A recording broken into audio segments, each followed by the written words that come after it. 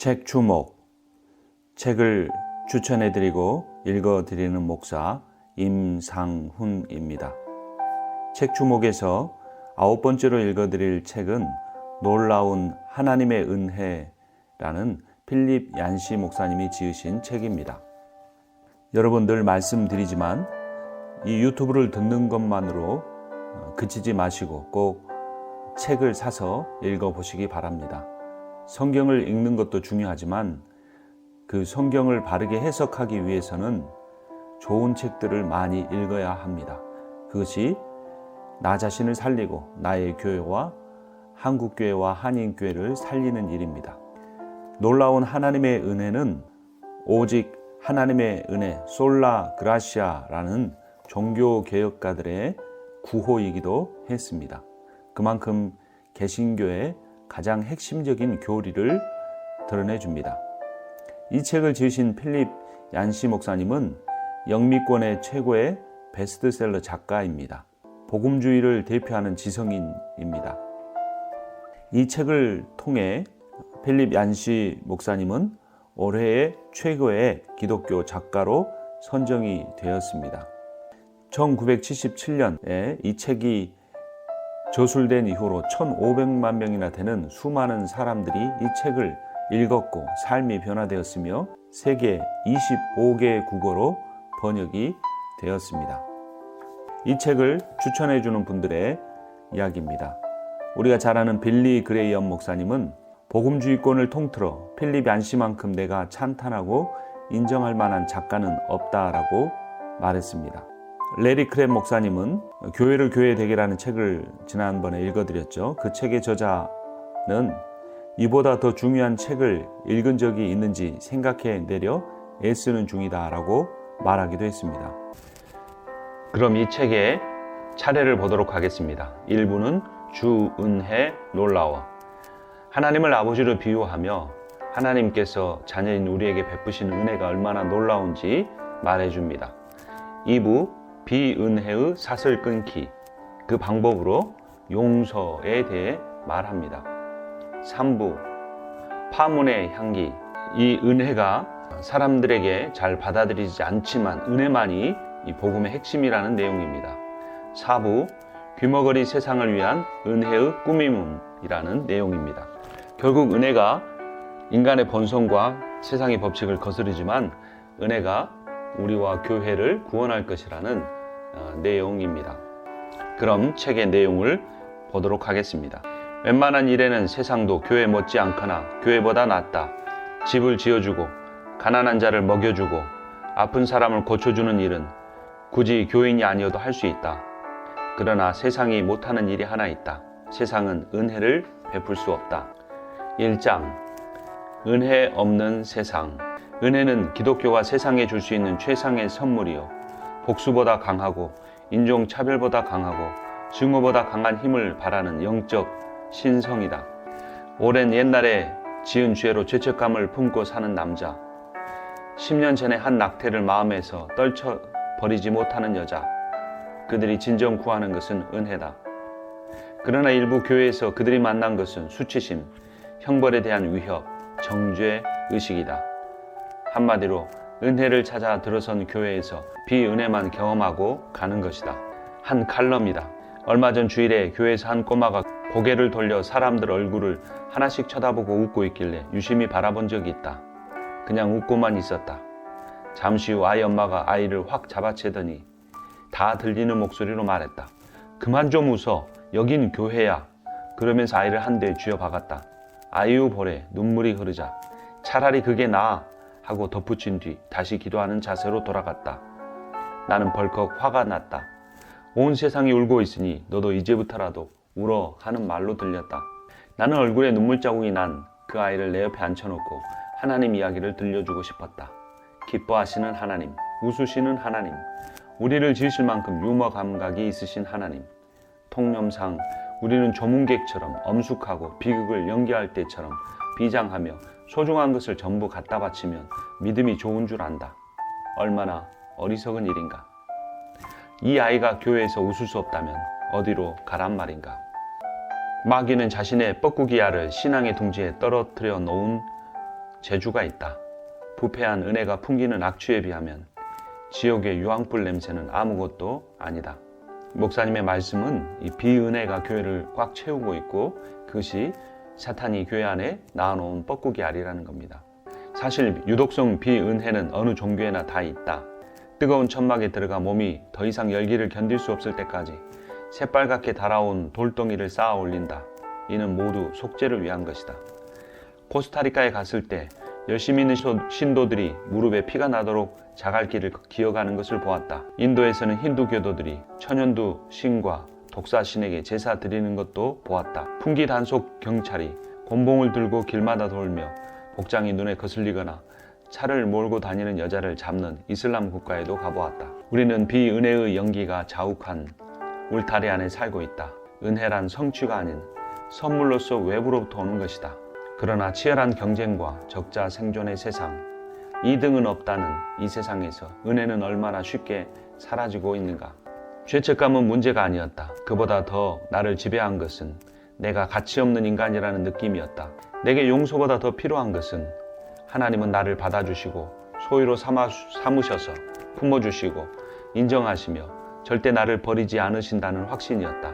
파괴적 수치심의 3대 원인으로 세속 문화와 은혜에 이른 종교, 용납 없는 부모를 꼽는다. 세속 문화의 기조는 사람이란 외모도 기분도 능력도 늘 좋아야 한다는 것이다. 은혜에 이른 종교에 의하면 누구든 율법 조항을 지켜야 하며 만약 실패할 경우에 영영 파멸이다. 용납 없는 부모는 자식들에게 아무리 노력해도 합격점에 이를 수 없음을 확인시켜 줄 뿐이다. 오염된 공기를 느끼지 못하는 도시인들처럼 우리는 부지중에 지은 비은혜를 호흡하고 있다. 2장 사랑에 애타는 아버지. 성육신, 신이 인간의 모습으로 현현한 이야기는 타종교에도 있다. 부활, 사자의 환생 기사 역시 타종교에도 있다. 전 세계 종교 중 기독교만이 기여할 수 있는 바는 바로 은혜이다. 하나님의 사랑이 값없이 조건 없이 우리를 찾아온다는 개념은 인간의 모든 본성에 상반되는 불교의 고행, 힌두교의 업보, 유대교의 언약, 이슬람교의 법전은 모두 노력으로 인정받는 길을 제시하고 있다. 감히 하나님의 사랑을 무조건적으로 받는 것은 기독교뿐이다. 나는 하나님이 사랑보다는 두려움과 떠받듦을 바라는 멀고도 무서운 존재인 줄 알았다. 그러나 예수님의 비유에 나오는 하나님은 체면조차 버린 채 뛰어나와 집안의 재산을 반이나 탕진해버린 아들을 끌어안는 아버지의 모습이다. 용서를 가로막는 것은 하나님의 침묵이 아니라 우리의 침묵이다. 하나님은 언제나 팔을 벌리고 계시되 우리가 등을 돌릴 뿐이다. 잃은 양, 잃어버린 동전, 집 나간 아들의 비유에 나오는 것은 모두 똑같은 주제를 말한다. 셋 다 잃어버린 슬픔이 강조된 뒤 다시 찾은 기쁨과 함께 축하의 장면으로 끝난다. 하나님이 된다는 것이 어떤 기분인지 알고 싶으냐? 인간들 중 하나가 내게 돌아오면 나는 마치 나의 가장 소중한 것, 되찾을 수 없다고 단념했던 것을 도로 얻는 기분이다. 하나님은 생을 발견한 것처럼 느끼신다. 6개월 전 유괴된 딸이 살아있으며 소재지가 파악됐다는 경찰의 전화 보고를 받은 부모의 심정, 추락한 헬기에 남편이 타지 않았다는 말을 듣는 아내의 심정, 만물의 창조주께서 우리 중 하나가 되돌아올 때 느끼실 심정도 바로 이런 것과 같다. 하나님은 기뻐하신다. 세상의 문제들이 해결됐기 때문이 아니고 인간의 아픔과 고난이 다 끝났기 때문도 아니고 수많은 영혼이 이미 회심하여 당신의 선하심을 찬양하고 있기 때문도 아니다. 하나님은 잃어버린 자녀 하나를 찾으신 것으로 기뻐하신다. 복음이란 우리 생각과 전혀 다른 것이다. 나만 해도 문제아보다는 모범생에게 칭찬이 돌아가길 바랄 것이다. 그러나 거룩하신 하나님은 다른 생각을 갖고 계신다. 하나님이여 불쌍히 여기소서라고 부르짖는 한 평범한 죄인을 만나주시는 좋으신 하나님이시다. 신학자 칼바르트는 결론적으로 하나님을 간단히 이렇게 정의했다. 사랑하시는 분. 3장 은혜의 색다른 계산법. 한 신문에 복음의 잔혹한 계산법이라는 제목의 칼럼을 쓴 적이 있다. 한 마리의 잃은 양을 찾아 어깨에 메고 돌아와 보니 23마리 양이 온데간데 없이 사라졌다면 그때 목자의 기분은 어땠을까? 외국산 향유 0.5리터 1년치 임금에 해당되는 그 많은 향유를 예수님의 발에 붓는다. 단 한 방울로는 소기의 목적을 이룰 수 없었을까? 한 과부가 동전 두 입을 성전 헌금함에 넣는 것을 보시고 다른 이들의 고액 헌금을 깎아내리신다. 떼약 배달에 12시간 꼬박 일한 충성파는 온지 1시간도 안 된 사람들의 일당이 자기들과 같다는 사실을 알게 된다. 이 모든 비유에서 주인의 처사는 노동자의 동기부여나 공정보수와는 거리가 먼 것이다. 한마디로 잔혹한 경제학이다. 분명 은혜의 곡조의 뒤에는 음정 곧 튀는 음정 곧 불공평이 끼어 있다.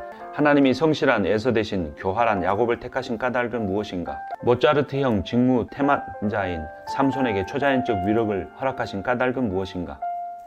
왜 꼬마 목동 다윗을 이스라엘 왕으로 세우셨는가? 왜 그 왕의 불륜 관계의 열매인 솔로몬에게 탁월한 지혜의 은사를 주셨는가?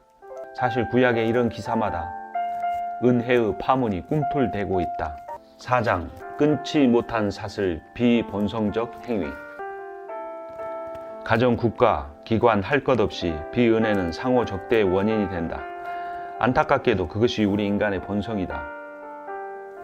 레바논의 인질로 잡혔던 한 미국인은 동료 인질과 사소한 언쟁 후 끝까지 말을 안 하고 지냈다고 석방시 털어놓았다. 인질로 잡혀있는 동안 거의 내내 앙숙이었던 이 두 인질은 같은 사슬에 묶여 있었다. 이렇듯 비은혜는 모녀간, 부자간, 형제간, 학자간, 죄수간, 인종간의 틈을 벌려놓는다. 이 틈은 그냥 두면 점점 넓어진다. 그렇게 생기는 비은혜의 간극의 처방은 오직 하나, 용서라는 가느다란 밧줄이다. 세상을 산다는 것은 방향제 뿌리듯 그렇게 달콤한 관념적 이상이 아니다. 용서란 개롤이 많지 힘든 것이며 용서한 지 오랜 후에도 상처는 기억에 남는 법이다. 용서란 인간의 비본성적 행위다. 모든 용서의 행위 이면에는 배신의 상처가 도사르고 있다. 배신당한 아픔이 쉽게 사라지지 않기 때문이다. 용서란 받을 때도 왠지 떨떠름하다. 그래서 설사 내가 잘못했어도 내 힘으로 피해자 측 마음을 사려 한다. 무릎으로 기고 엎드려 뒹굴고 고행에 나서고 어린 양을 잡으려고 한다. 우리는 용서에 대해 수없이 설교를 들어도 쉽게 용서하지 못하며 쉽게 용서받지도 못한다. 자신을 벌하고 남을 벌한다. 이는 모두 용서라는 가장 비본성적인 행위를 외면하기 때문이다. 그러나 예수님은 충격의 반전을 통해 우리가 우리에게 죄 지은 자를 사하여 준 것 같이 우리 죄를 사하여 주옵시고 라고 기도하도록 가르치셨다. 너희가 사람의 과실을 용서하지 아니하면 너희 아버지께서도 너희 과실을 용서하지 아니하시리라. 비은혜의 법으로 움직이는 세상에서 예수님은 용서의 반응을 원하신다. 아니, 요구하신다. 용서의 필요는 너무나 절박해서 종교상의 다른 어떤 의무보다도 우선되는 것이다. 우리는 남을 용서하지 않음으로써 사실상 그를 하나님의 용서에 합당치 못한 존재로 규정하게 되고 잇따라 자신까지 그런 존재가 되게 한다. 신기한 일이지만 하나님의 용서는 우리 하기에 달려있다. 5장 왜 용서인가? 용서만이 비은혜의 사슬을 끊고 비난과 고통의 악순환을 중단시킬 수 있다. 용서라는 헬라어 단어는 문자적으로 자신을 풀어주다, 멀리 놓아주다, 자유케 하다라는 뜻이다. 원한이라는 단어는 사슬이 끊기지 않고 지속될 때 나타나는 현상을 잘 보여준다. 문자적으로 원한은 다시 느낀다는 뜻이다. 상처가 영원히 아물지 못하도록 과거에 매달려 수없이 되뇌이며 딱지가 앉기 무섭게 뜯어내는 것이 원한이다. 아물지 않은 상처에서 마치 어제 다친 것처럼 다시 피가 흐를 것을 알면서도 우리는 원한을 쉽게 놓지 못한다. 본성을 초월하지 못하면 스스로 용서하지 못하는 사람의 손아귀에 붙들려 노예가 된다. 이 원리는 상대방이 전적으로 잘못해서 내가 무죄할 경우에도 똑같이 적용된다. 아무리 죄가 없어도 상처를 떨쳐버리지 못하는 한 그 상처에 얽매이기 때문이다. 내가 받은 상처를 떨칠 수 있는 길은 용서뿐이다. 용서의 두 번째 위력은 가해자가 겪는 죄책감의 중압감을 덜어준다. 신부가 장발장에 베푼 것 같은 관대한 용서는 가해자 측의 변화를 가능하게 한다. 용서한다는 것은 곧 잘못을 범한 사람에게서 그 잘못을 도려내는 것과 같다. 그 사람에게서 상처 입은 행위를 떼어내어 그 사람을 재창조하는 것이다. 전에는 상대를 가해자로 못 박았으나 이제 그러한 생각의 변화가 생긴다. 내 기억 속에서 상대의 모습이 거듭나기 때문이다. 용서란 그냥 눈 감아 주는 것과는 다르다. 가해자를 용서하고도 그 그 과실에 대해서는 정당한 처벌을 받게 할 수 있다.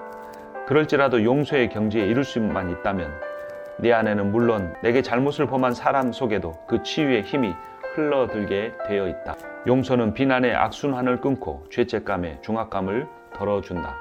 6장 복수. 용서는 비은혜의 저항 세력을 무력하게 할 최강의 무기다. 안갚음하고 싶은 욕심이다.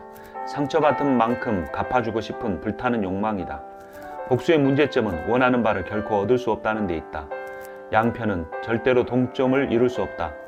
공평한 상태는 오지 않는다. 복수할 때마다 가동되는 연쇄 반응은 항상 걷잡을 수 없이 치닫는다. 복수는 가해자와 피해자를 둘 다 고통의 에스컬레이터에 묶어넣는다. 공평을 찾는 한 둘 다 거기서 헤어나올 수 없다. 이 에스컬레이터는 결코 정지하지 않는다. 아무도 내려놓지 않는다. 용서란 불공평한 것일 수 있으나 최소한 복수의 악순환을 중단시킬 방도가 그 속에 있다. 7장 은혜의 무기고. 용서 말고 무엇이 사람을 과거사의 노예로 묶어두는 사슬을 끊어줄 수 있겠는가? 용서란 과거를 잊기 위해 과거를 기억하는 것이라고 정의할 수 있다. 신앙으로 돌아오지 않고는, 즉 진정한 회개가 없이는 정치 문제도 풀 수 없다. 과학적 무신론을 공부해보면 종교가 국민을 분열시킨다는 개념이 있다. 그러나 지금 우리는 반대 현상을 보고 있다. 하나님을 사랑하는 것만이 나라를 하나가 되게 해줄 수 있다. 8장 불량품 사절. 유대인의 풍습을 지배하고 있는 코셰루라는 히브리에 가장 잘 맞는 영어 단어는 맞다, fit라고 한다. 하나님이 금하신 동물은 하나같이 일반적인 동물들과 다른 모습을 하고 있다. 특정한 사물이 부정한 까닭을 한마디로 말한다면 그것이 어떤 이유로든 무언가 정상과 다른 면이 있기 때문이다. 다양한 이론 공부를 거쳐 드디어 부정함에 대한 구약율법의 진수가 담긴 내 나름의 포괄적 원리를 찾았다. 바로 불량품 사절이다. 하나님은 완전한 것을 요구하셨다. 그분은 최고를 받아 마땅하신 분이다. 불량품은 사절이다. 죽음의 벌이 무서워서 아무도, 심지어 가장 거룩하다는 제사장조차도 지성소에는 함부로 들어가지 못했다. 온전한 사람만이 지성소에 들어갈 수 있고 하나님을 만날 수 있었다는 것입니다. 그것이 구약의 아주 핵심적인 내용 중에 하나입니다. 그러나 예수 그리스도 오심으로 새로운 복음을 제시하셨다는 이야기가 이제 계속 기록이 됩니다. 우리는 다 불량품이다. 하지만 하나님은 어쨌거나 우리를 사랑하신다. 12해 동안 혈루증을 앓던 여자가 예수님의 몸에 손을 대는 장면이 나온다. 레위기율법은 전염을 경계했다. 환자, 이방인, 시체, 특정 동물은 물론 곰팡이에 닿아도 사람이 오염되었다. 그러나 예수님은 그 흐름을 뒤집으셨다. 오염된 여인에 의해 오염되신 것이 아니라 오히려 오염된 여인을 온전하게 하신 것이다. 예수님의 접근에서 구약 율법의 폐기가 아니라 완성을 본다. 예수님은 속에서 성을, 부정한 것에서 정한 것을 구별해 내심으로써 세상을 거룩하게 하셨다. 예수님은 이 성화의 원리를 폐기하지 않으시되 그 근원을 바꾸셨다. 이제 하나님이 우리 안에 계심으로 우리도 하나님의 거룩함을 내보내는 통로가 될 수 있다. 우리도 예수님처럼 이 부정한 세상 속을 활보하며 거룩함의 근원이 될 수 있다. 병든 자, 저는 자들은 오염의 소굴이 아니라 하나님의 자비가 임할 대상이다. 우리는 그 자비를 베풀기 위해 오염을 기피하는 사람이 아니라 은혜를 전달하는 사람이 되기 위해 부름받았다. 예수님처럼 우리도 부정한 자를 정하게 할 수 있다.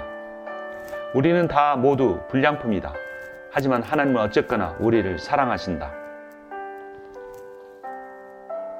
우리가 예수의 피를 힘입어 성소에 들어갈 담력을 얻었나니 그 길은 우리를 위하여 휘장 가운데로 열어놓으신 새로운 살 길이요 휘장은 곧 그의 육체니라. 또 하나님의 집 다스리는 큰 제사장이 계심에 하나님께 나아가자. 예수 그리스도가 대제사장이 되어 인간 제사장이 함부로 들어갈 수 없었던 그 지성소의 문을 열고 불량품인 우리가 그 안에 들어가게 하셨다는 내용입니다. 9장 은혜로 치유된 눈. 나는 예수님의 생애를 연구하면서 생긴 확신이 있다. 우리가 나와 다른 사람을 대하느라 극복해야 할 장벽은 거룩하신 하나님이 우리와 함께 하시려 이 땅에 오실 때 극복하신 장벽에 비하면 아무것도 아니라는 것이다. 그분은 지성소에 거하시던 분으로 그분이 임재하시면 산꼭대기가 화염에 휩싸였고 부정한 자가 함부로 접근하면 죽음을 피할 수 없었다. 장녀, 호색꾼, 귀신 들린 여자, 로마 병사, 사마리아인 문둥병자, 남편을 여럿 갈아치운 또 다른 사마리아인. 예수님이 이런 죄인의 친구로 명성을 날리셨다니 정말 놀라운 일이다. 예수님은 장녀와 깡패와 악당을 사랑할 능력을 얻으셨다. 그렇게 하실 수 있었던 것은 오직 타락의 찢기와 오물을 꿰뚫고 그 모든 면에 숨겨진 본연의 신성함을 만인에게서 보셨기 때문이다. 처음으로 그분은 우리에게 새로운 눈을 주신다. 죄책감에 눌린 자를 사랑하사 도와주실 때 예수님이 그 속에서 보신 것은 실수에 빠진 하나님의 자녀였다. 하나님이 사랑하사 그 과오 때문에 슬퍼하신 한 인간을 보신 것이다. 예수님은 사람을 보실 때 하나님이 원래 빚으시고 의도하신 모습으로 보셨다. 먼지와 때의 껍질을 뚫고 이면의 본 모습을 보신 것이다. 예수님은 사람과 죄를 동일시하지 않으시고 오히려 그 죄 속에서 본래 그 사람에게 속하지 않았던 무언가 이질적인 것, 단지 그를 사슬로 묶고 종노릇하게 한 것, 그분이 다시 자유케 하사 참 자아로 돌아오게 해주셔야 할 것을 보셨다. 예수님은 더러운 표면을 꿰뚫는 사랑 때문에 인간을 사랑할 수 있었다. 우리는 가증한 존재일 수 있으나 여전히 하나님의 자랑이요 기쁨이다. 교회에 속한 우리 모두는 은혜로 치유된 눈이 필요하다. 하나님이 우리에게 그토록 풍성히 부어주신 은혜가 다른 이들에게도 얼마든지 임할 수 있음을 보는 눈이 필요한 것이다. 도스토옙스키는 말했다.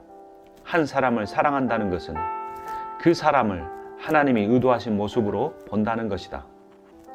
10장 허점. 한 역사학자는 경비가 철저한 오스트레일리아의 섬 감옥에서 종신형을 선고받은 한 죄수 이야기를 한 바 있다. 어느 날 이 죄수는 아무런 이유 없이 동료 죄수를 때려 죽인다. 감옥 측은 살인자를 다시 본토로 보내 법정에 세운다. 죄수의 범행 진술은 솔직하고 냉담했다. 후회의 빚도 없고 피살자에 대한 원한도 없었다. 당황한 판사가 묻는다. 그러면 왜 죽인 거요? 동기가 뭐요? 죄수는 잔인하기로 악명 높은 섬 생활에 이골이 나서 계속 살아있을 이유를 전혀 못 느낀다고 대답했다.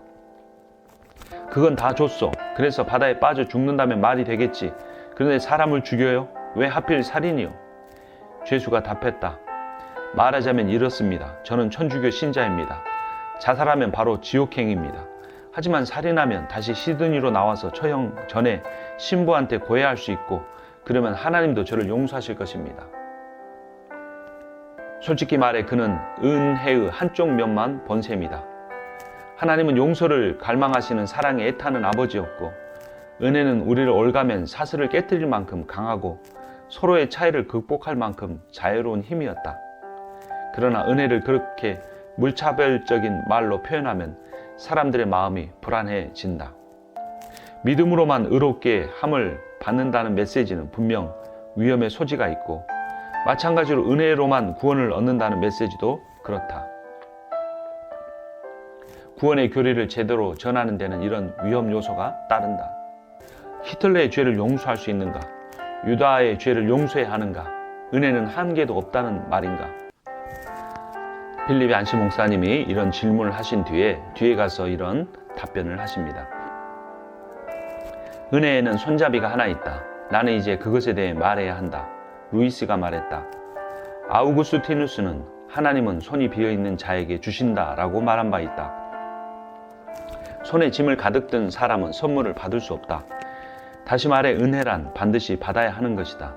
루이스는 내 표현으로 은혜의 남용이 묵인과 용서를 혼동한 데서 오는 것이라 설명한다.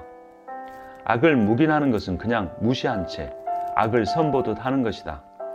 그러나 용서란 베푸는 편 못지않게 받아들이는 자가 있어야 온전한 것이 된다. 죄를 인정하지 않는 자는 용서를 받아들일 수 없다. 결국 필립 안시 목사님이 말씀하시는 것은 회개입니다. 은혜는 하나님의 선물이지만 단 하나의 조건은 자신에게 그 은혜가 필요한 존재임을 인정하고 회개하며 받아들이는 태도가 필요하다는 것입니다. 죄인에는 두 종류가 있다. 자기 잘못을 인정하는 죄인과 인정하지 않는 죄인이 그것이다. 받으려고 손 벌린 자세, 그것이 내가 말하는 은혜의 손잡이다. 은혜는 받아야 하는 것이며 그 행동을 기독교 용어로 회개라 한다. 회개란 은혜로 들어가는 문이다. 회개란 하나님이 우리에게 임의로 요구하시는 것이 아니라 단순히 복귀 행위를 뜻하는 것이다. 탕자의 비유에서 회개란 곧 기쁨의 잔치가 기다리는 아버지의 집으로 돌아가는 것을 말한다. 그럴 때 앞날의 길, 관계 회복의 길이 열린다. 11장 은혜의 기피증. 예수님을 가장 노엽게 만든 집단이 최소한 외형상으로는 예수님을 가장 닮은 집단이었다. 예수님은 전형적인 바리새인의 신상에 거의 부합된다. 예수님은 토라 즉 모세율법을 지키셨고 바리새인 지도층의 말을 인용하셨으며 공적 논쟁에서도 바리새인 편에 서신 일이 많았다. 그럼에도 불구하고 예수님은 유독 바리새인들에게 가장 무서운 공격을 부으셨다. 뱀들아, 독사의 새끼들아, 어리석은 맹인들이여, 외식하는 서기관들과 바리새인들이여, 맹인된 인도자여, 회칠한 무덤이여. 무엇이 이런 분노를 유발한 것일까? 바리새인들은 요즘 언론에서 남부 근본주의자들이라 불리는 사람들과 공통점이 많다. 그들은 평생을 바쳐 하나님을 따르며 정확히 11조를 내고 토라의 세부 규정을 일일이 지키며 새로운 회심자를 찾아 선교사를 파송했다. 1세기의 상대주의자나 세속주의자와는 달리 그들은 전통적 가치관을 고수했다.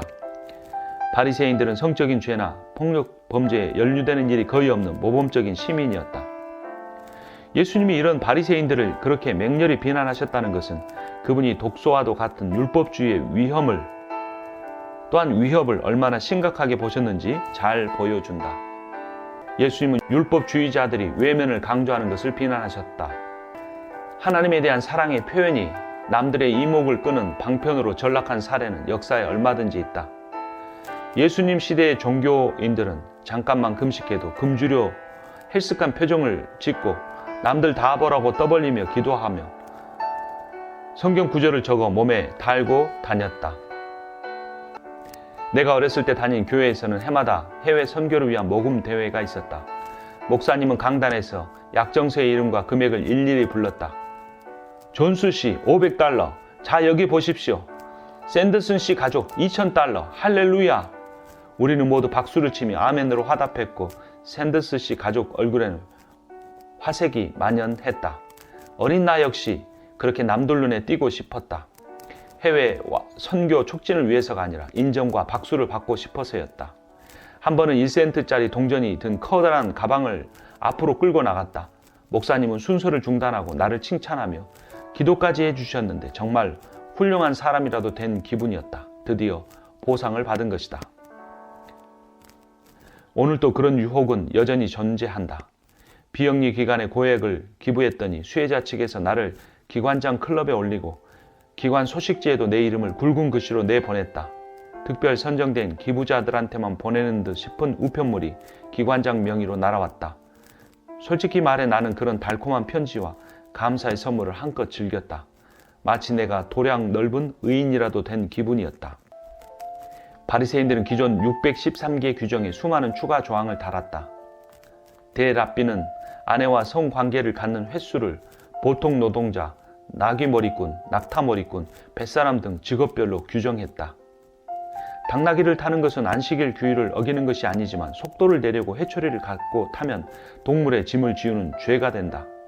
여자는 안식일에 거울을 볼 수 없다. 혹시 새치가 눈에 띄면 뽑고 싶은 유혹에 빠질 수 있기 때문이다. 식초를 안식일에 단번에 삼키는 것은 괜찮지만 입안에 넣고 우물우물 해서는 안 된다.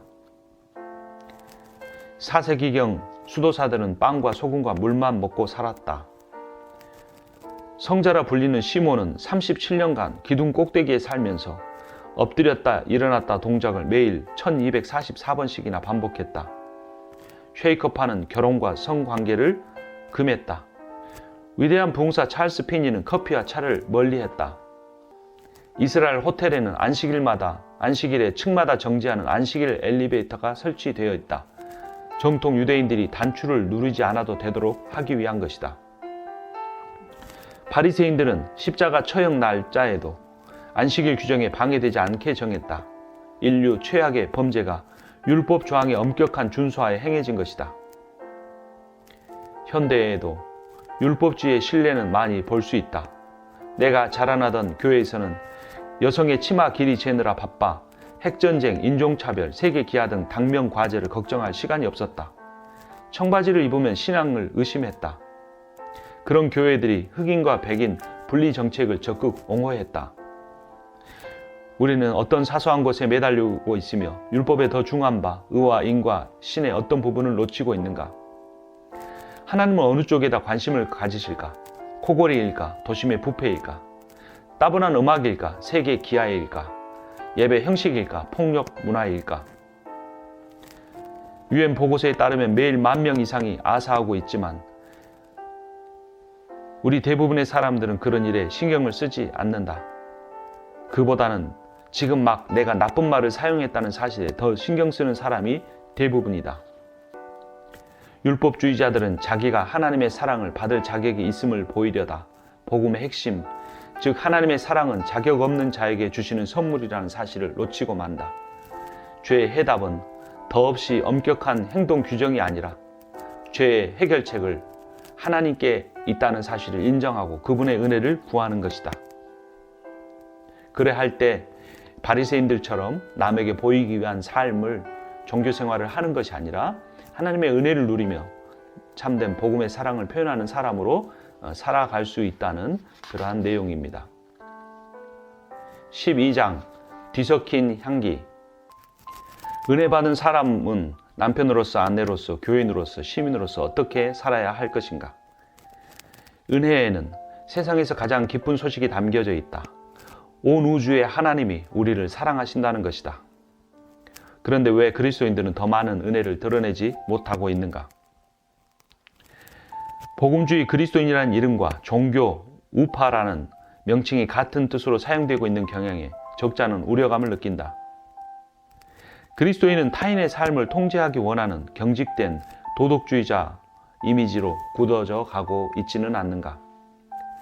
그리스도인은 어떻게 세속 사회에서 도덕적 가치관을 고수하면서도 동시에 은혜와 사랑을 보여줄 수 있을까? 한 텔레비전 쇼 프로그램 60분의 해설자 앤디 루니는 이렇게 말했다. 저는 분명 낙태에 반대합니다. 살인이라 봅니다. 그런데 저는 낙태 반대자들보다는 낙태 찬성자들을 더 좋아하니 딜레마입니다. 같이 저녁을 먹는다면 후자의 사람들을 택할 것입니다. 앤드 루니가 누구랑 저녁을 먹는지는 그다지 중요한 것이 아니지만 그가 그토록 열렬히 생명을 예찬하는 그리스도인들로부터 하나님의 은혜를 느끼지 못한다는 사실은 매우 중요한 문제이다.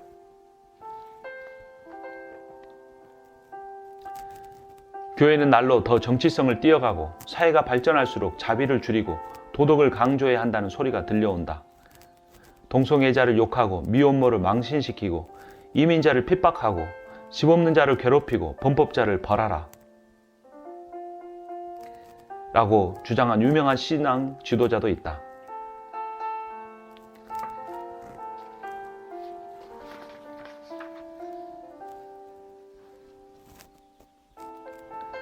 윌리모는 복음주의자들의 정치 집착 현상에 경고를 던진다. 정치와 종교의 혼돈이야말로 은혜의 최대 장벽 중 하나이다. 비은혜의 법칙으로 움직이는 정치는 은혜를 내놓으면 권력을 주겠다며 우리를 유혹해 온다. 그리고 교회는 이 유혹에 저항하지 못한 때가 많다. 교회가 사회의 도덕경찰이 되지는 않았는가? 은혜는 권력의 자리를 내어주고 주지 않았는가? 칼뱅이 금지했던 오락의 일부를 이렇게 기록할 수 있다. 잔치 벌리기, 춤추기, 노래 부르기, 연극에 출연하기, 연극 관람하기, 립스틱 바르기, 보석이나 레이스 달기, 사냥, 자식에게 구약 인물 이외의 이름을 붙여주는 것, 부도덕하거나 불경한 책을 읽는 것, 이 모든 것을 칼빈은 금했다. 칼빈 시대의 어떤 아버지는 아들의 이름을 구약에 없는 클라우데라고 지은 죄로 나흘간 옥살이를 했다. 결혼하지 않은 여자가 임신하면 예외 없이 물에 빠뜨려 죽였다. 레슬리 루비기는 그런 역사적 상황을 이렇게 표현했다.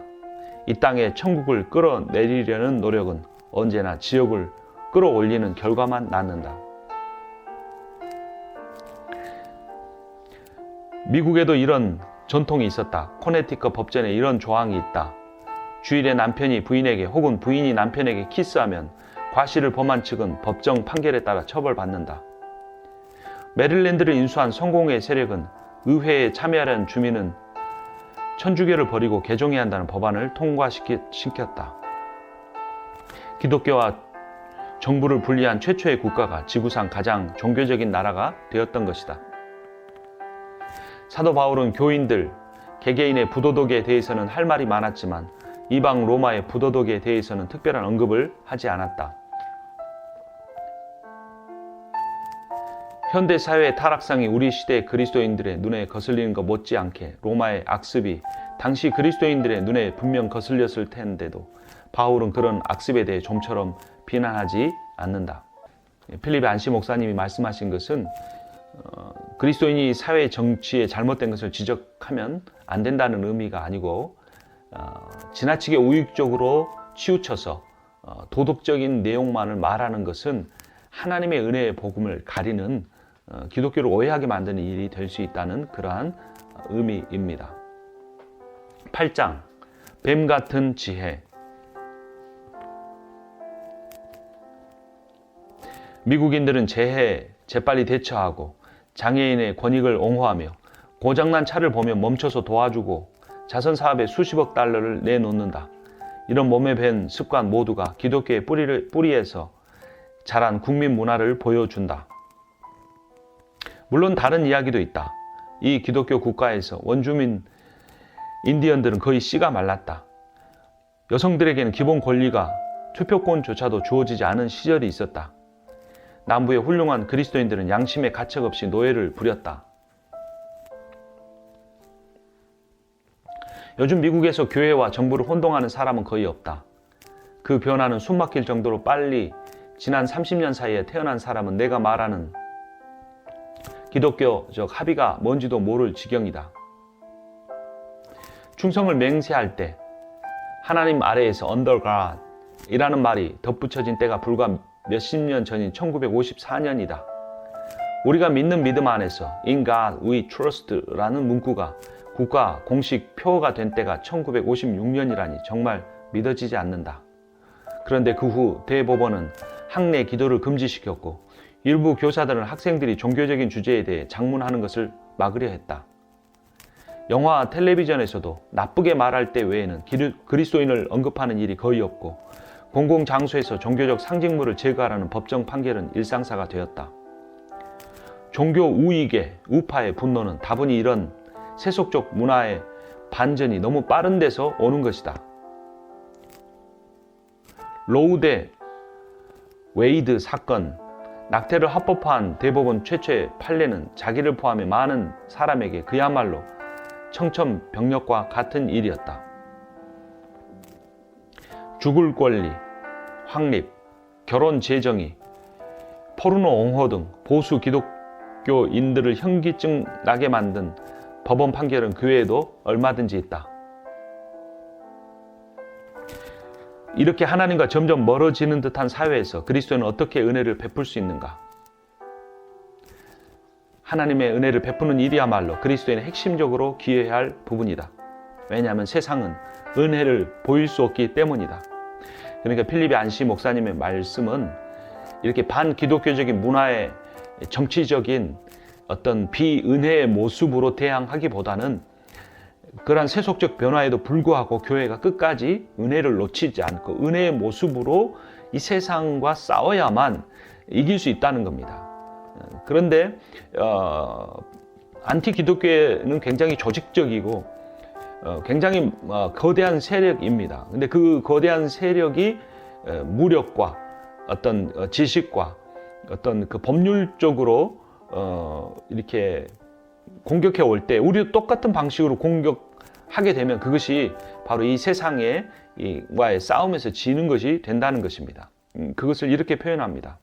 우리는 신앙과 정치라는 영역에서 비틀거리고 있다. 세상의 공격으로 말미암아 신앙의 영역에서 정치 영역으로 나오려고 한다는 것입니다. 정치에 무관심하라는 의미가 아니라 정치적인 세속적 정치의 방법으로가 아니라 신앙의 방법으로, 즉 은혜의 방법으로 싸워야 이길 수 있다라는 의미입니다. 아무리 동기가 좋아도 나의 정치 참여가 사랑을 몰아낸다면 나는 예수님의 복음을 잘못 이해한 것이다. 은혜의 복음이 아니라 율법에 사로잡혀 있는 것이다. 그러나 자비의 무기는 위력적이다. 그리스도인은 사랑, 희락, 화평, 인내, 자비, 양선, 충성, 온유, 절제 등 하나님의 성령의 열매를 보임으로써 그 길을 제시할 수 있다.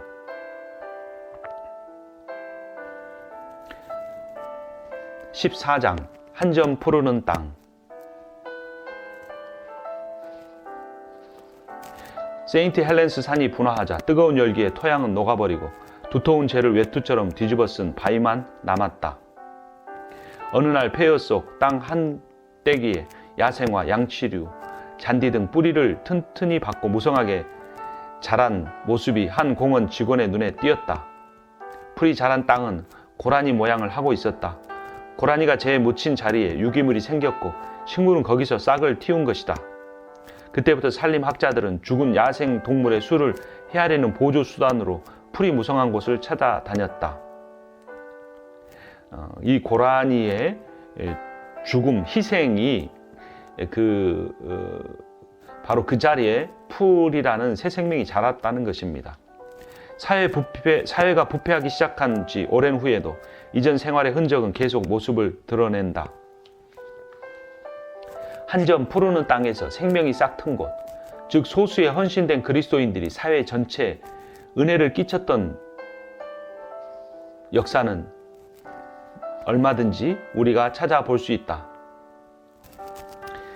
지금은 저명한 중국 전문가가 된 노령의 선교사에게서 지난 40년간 달라진 것이 무엇인지 물어보았다. 내가 중국을 떠날 때 그리스도인 수는 적게 잡아 75만 명쯤 됐지요. 지금은 여러 수치가 많이 나와 있지만 3,500만 명으로 보면 안전할 겁니다. 분명 교회와 성령은 선교사 없이도 잘 해냈다. 현재 중국 교회는 미국에 이어 세계에서 두 번째로 큰 복음주의 단체이다. 어느 중국 전문가에 따르면 중국의 부흥은 교회 역사상 수적으로 가장 큰 부흥이라고 한다. 묘한 일이지만 정부의 억압이 오히려 교회에 유리하게 작용한 것이다. 권력 구조로부터 완전히 차단된 중국 그리스도인들은 교회 본연의 사명인 예배와 전도에 힘썼을 뿐 정치 문제에는 별로 관여하지 않았다. 법을 바꾸는 일이 아니라 삶을 바꾸는 일에 집중한 것이다.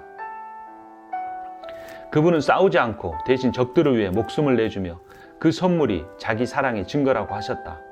죽기 전 그분은 마지막으로 이렇게 말씀하셨다. 아버지, 저희를 사하여 주옵소서. 자기의 하는 것을 알지 못함이니이다. 예수님이 보이신 천국은 일종의 비밀 세력 같은 것이다. 이리떼 속의 양떼, 밭에 감추인 보화, 가장 작은 씨앗, 가라지 속에 자라는 알곡, 밀가루 반죽에 넣은 작은 누룩, 고기에 뿌린 소금, 모두가 사회 속의 침투에 들어가 안에서 밖으로 변화시킨 운동을 일으킴을 암시하고 있다. 예수님이 남기고 가신 추종 세력은 거창한 다수가 아니다. 한 줌의 소금으로도 차차 세계 최강 제국까지 품을 수 있음을 아셨기 때문이다. 로마의 위대한 유산, 법전, 도서관, 원로원, 군대, 도로, 수로, 기념시설은 점점 망해갔지만 예수님께 작은 천국을 배운 적은 무리는 흥황하여 지금도 건재하고 있으니 얼마나 기이한 일인가. 이런 의미에서 키에르케고르는 자신을 간첩이라 말했다. 한 세계에 살되 최고의 충성을 다른 세계에 바치는 그리스도인 행동은 과연 간첩과 같다. 우리는 외국인이요 성경의 표현대로 나그네다.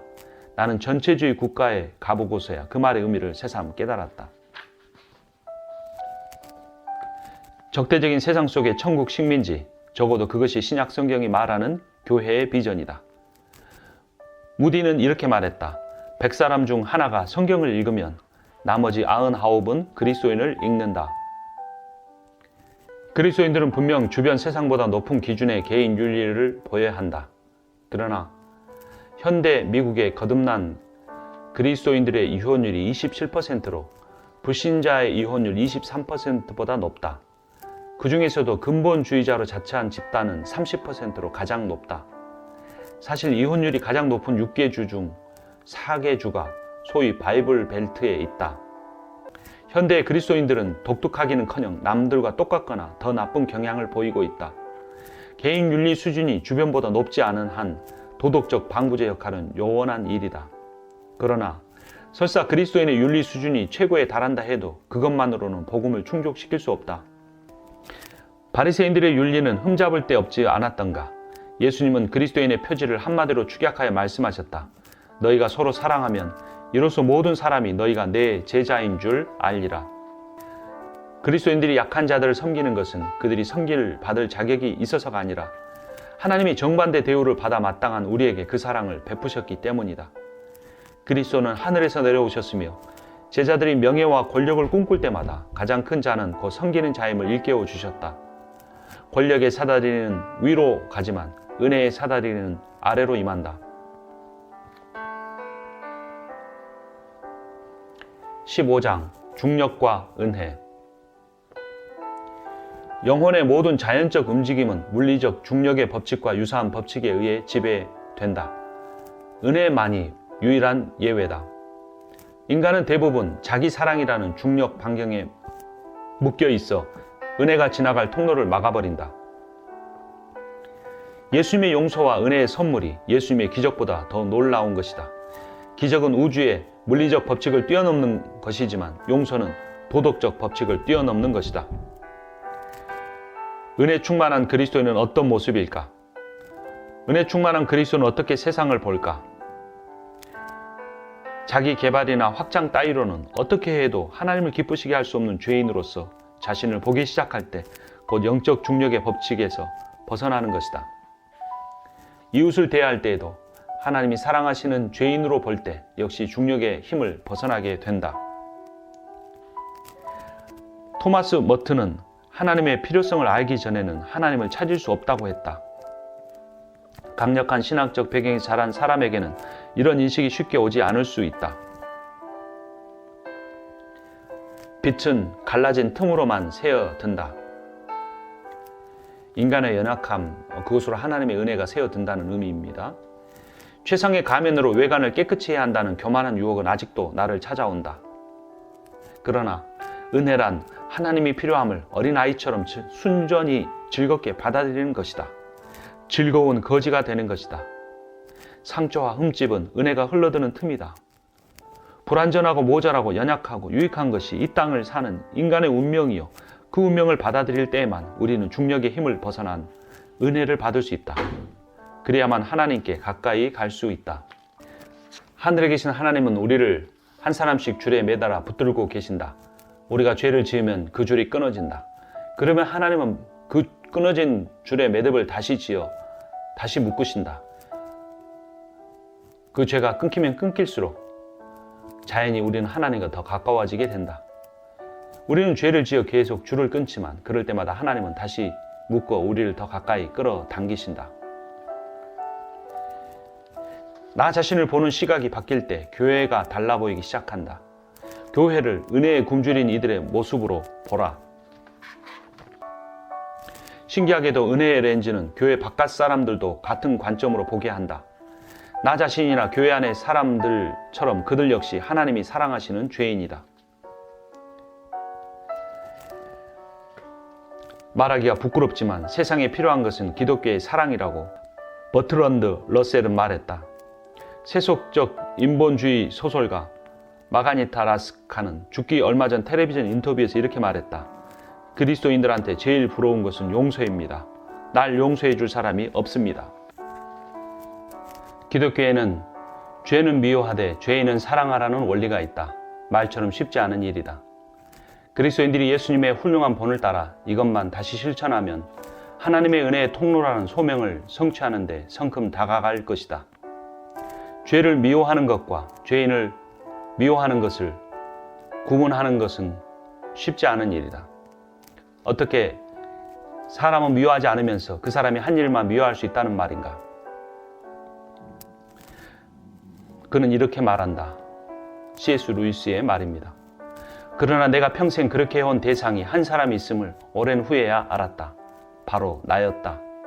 내 비겁함과 속임수와 탐욕은 지독히 미워했어도 나 자신은 계속 사랑한 것이다. 거기엔 전혀 어려움이 없었다. 그런 행동을 미워한 것은 실은 나를 사랑했기 때문이었다. 자신을 사랑했기에 자신이 그런 일이나 하는 존재임이 밝혀지는 것이 슬펐던 것이다. 여러분 이제 이 책을 다 읽었습니다.